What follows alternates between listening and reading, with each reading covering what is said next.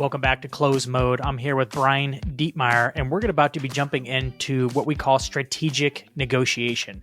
Brian wrote a whole book on the topic, and I wanted to take the podcast to actually break down the four major sections of strategic negotiation. I, of course, am the rookie, and Brian here is the master guru who wrote the book on the topic of how to do this.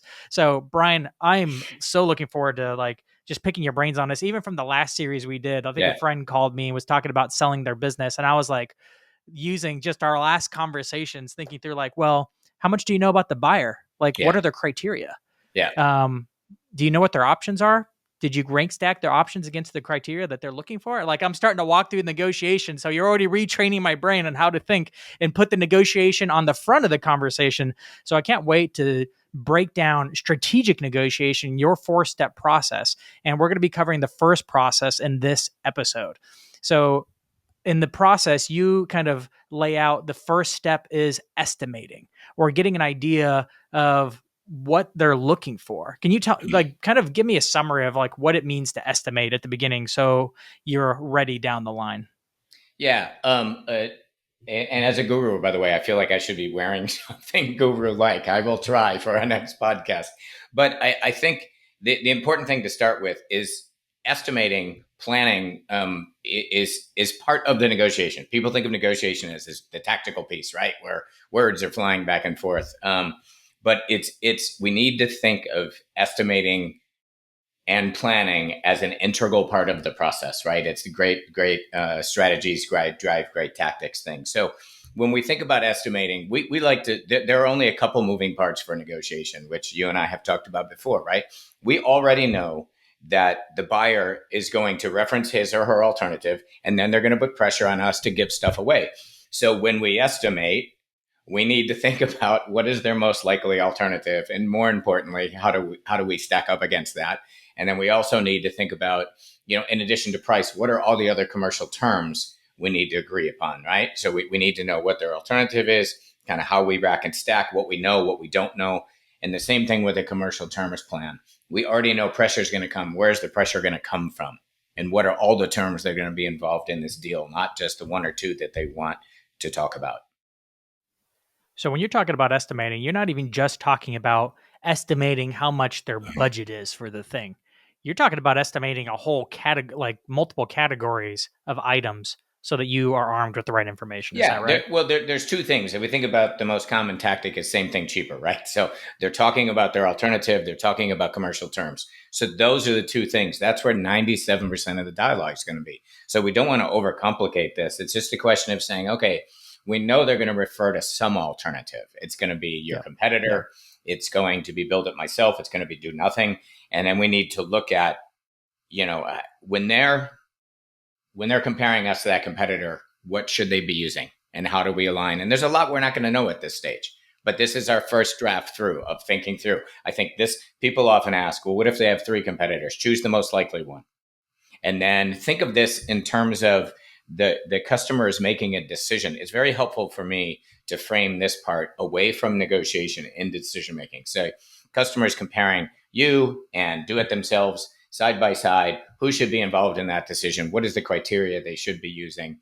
And that's enough for this step. And then the other part is they're probably going to be beating us up on price. We already know that. But what other commercial terms? Length of contract, volume, liquidated damages, liabilities. We want to think through, estimate the holistic view of all the commercial terms. And we'll talk about later why that's important. But at this step, it's just enough to go, who's the alternative? Who should be involved in doing that analysis? What are the criteria they should be using, putting us side by side with someone else? And then what are all the commercial terms that we're likely to end up in talking about in the end game? And by the way, Dan, go ahead. What part of the negotiation process are you doing this estimation in? Are you doing this pre-discovery call or is this after discovery call? Yeah, this is pre, and it's a great question because it's also people often think about negotiation. If we use a sports analogy, which I'm often hesitant to use, except for this one, people think about negotiation as the 20-yard line for people who watch football. You're in the red zone, and I'm talking about the 51-yard line. You've talked to a few buying influences. You know that they're going to buy something from you, or at least it's on the table that they might buy something from you. This is when we need to start thinking about estimation. If it's a renewal, we need to start thinking about this 6 to 9 months out, right? This all depends on your sales cycle and how much time you take to do this work. We've modeled this where you can think through the other side's alternative. You can think through the commercial terms 5 minutes before you get on the phone for these very short cycle, small deals. But if you're looking at a $10 million renewal 9 months from now, you might have 4 people in a room thinking through this stuff for 3 or 4 hours. So that the amount of work you do in estimating expands and contracts relative to the opportunity and how much time you have. That was going to be my next question. I'm like, what does this actually look like? Is this a one pager? You're Yeah. like, well, it depends on how big the item is we're selling here. You could brainstorm on a flip it could chart. be a long strategic document. Yes. It could be a sticky note. Yep. Just depends on how big this thing is. Yeah. It most likely a flip chart, with you and someone else for, if you spend 20 minutes doing this, which will lead into the other steps, you're still immeasurably better than what most people do because you're beginning to prepare for 97% of the pressure that's going to come your way. In your book, you talk about the consequences of no agreement. Yeah. Or your CNAs. How important is it to have those prepared in this estimation stage? Yeah, well, that's one of the two categories. One is, what is the other side's alternative to you? And what are the consequences of them choosing that alternative? And that's where I was referencing this notion of decision criteria. Getting out of the negotiation mindset and saying, look, and basically negotiation is both sides are deciding to accept or reject a deal, right? So in that framing, it's really helpful that, when the other side's making a decision to choose you or someone else, who should be involved, what are the criteria they should be using? And later we're going to get around to getting deeper into this. But at this step, it's enough to just do that. So that's what the consequences are. So you're essentially putting up their alternatives. Let's say one of them's your head-to-head competitor, and then there's some other solutions that are similar but not quite the same thing. Are you actually documenting, again, more or less, about what the consequences are for this prospective buyer if they go with said alternative? Yeah, and the reason, is that what you mean by consequences? Yeah, and the reason we use the word consequences is we want this to be objective analysis. We don't want to just list everything horrible that happens to them if they choose to build it themselves or go with our main competitor. We want, and that's why I like to change this to decision criteria. What are all the things they should be thinking about? And some of those are going to be good if they make that decision. Some are going to be bad. And that's what we want, is good objective analysis to know. This is the reason this consequence of no agreement thing is so important. If you'll indulge me for about 1 minute, we've done about $10 billion in win-loss analysis. And the one thing, the lead thing that comes out of that practice, the gentleman who leads that practice said to me one day, winners win when they show customers how they meet their needs at higher confidence and lower risk than some alternative. And this is based on 12 years and $20 billion of win-loss analysis. So this is what we're trying to get after, right? If we're looking for those areas where we, increase the probability we're going to move some things in their organization when they buy our stuff, we're going to have some impact on them, and we're lowering risk associated with them buying whatever they're buying from us. And that's who wins deals most often. Sometimes customers make stupid decisions, but more often than not, this is why we win and lose. So this is why we start there. And if the second piece is the commercial terms, if we can get clear on why us versus that alternative, that's going to allow us then to have more gutsy commercial terms discussions, which is the second thing that we're brainstorming at this phase. That makes a ton of sense. I remember Alex Hormozy is probably one of my favorite marketers, but he kind of says along the same things. Like one of the major factors you can add in terms of value without changing anything is increasing the perceived likelihood of success. Yes. Perceived. Yeah. The more they believe that you can fulfill the thing that they need, well, the more value they're willing to pay more for it, even if what you're doing is almost the same as your competitor. They're going to pay, like if you're going to a gym and they're going to help you lose weight, and they've done 1,000, they've gone through it. The last 1,000 people that signed up have all lost X percent of weight, and you can show after case study after case study, you're like, take my money. It could be like 3 times the cost of your competitor, but if you can be like decrease or increase the perceived likelihood of success, that's going to win. And that perception part is key. And we hear this a lot in today's market, that people are not commoditized, but the things are changing so quickly and competitive advantages are being copied so quickly that you used to have your long-term strategic advantage that might last 1 year, 2 years, 3 years. They're lasting a quarter, 2 quarters, maybe now.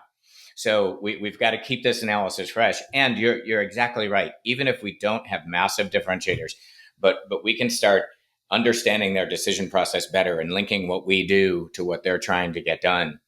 This is the first step in doing that. And you're right. We win on perceived value because maybe the next person came in and just did a product pitch.